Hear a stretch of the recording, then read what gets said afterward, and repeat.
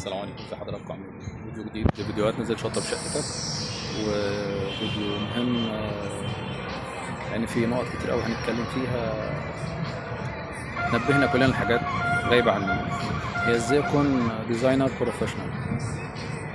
للاسف كل الناس ما تيجي تتعامل في مجال الديزاين، يمكن اول واخر حاجه بيهتموا بيها هي اخد كورس سوفت وير ايا كان البرنامج، 3 دي ماكس، سكتش اب، اي نوع وات ايفر. وللاسف ده بيكون سقف طموحاتهم. طبعا هو يا جماعه عشان اكون ديزاينر وعشان اكون بروفيشنال، الموضوع في نقط كتير جدا، اخرهم حرفيا اخرهم هي ان انا اجيد البرنامج السوفت وير ال 3 دي موديلنج اللي انا بشتغل بيه. ده اخر نقطه ممكن افكر فيها.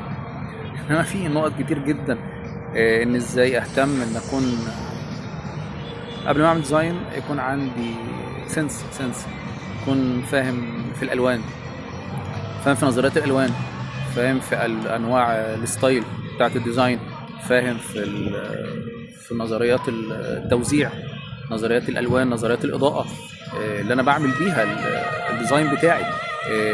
بفكر في سيكولوجيه الالوان، عارفها ولا مش عارفها، عشان اعرف كل حاجه ايه الالوان اللي هستخدمها ليها.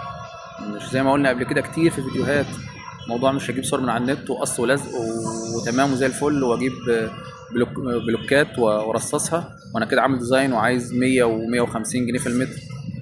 ده ما فيش شغل بروفيشنال كده خالص، يعني خالص. انا عايز اكون حد بروفيشنال مميز في شغلي. بفكر في نقط كتير، منها موضوع الموهبه بقى اللي ربنا بيديها الانسان. عندك التالنت والسكيلز بتاعتك، المهاره بتاعت الديزاين بتاعك، السرعه في التنفيذ، اتقانك للموضوع. تكون دارس علم نفس، فاهم، عشان اقدر لما اقعد مع العميل افهم احتياجاته وطموحاته والكونسبت بتاعي اللي انا هشتغل عليه هيكون عامل ازاي وعباره عن ايه. في حاجات كتير ونقط كتير جدا يا جماعه، ممكن نقعد نتكلم فيها، محتاجه فيديو طويل. انا بس بنوه الموضوع ازاي تكون فعلا حد بروفيشنال. اخر حاجه بقى خالص ان انا اجيد الموضوع ال 3 دي سوفت وير والريدنر بتاعي.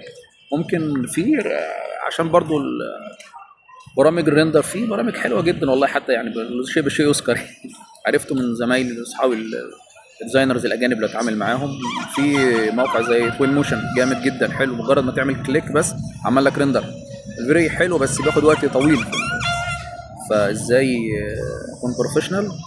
لازم النقط المهمه اللي ذكرناها، في كتير بس يعني قد ما نقدر دلوقتي. بعد فيديو جديد زي شطب شيء. سلام عليكم.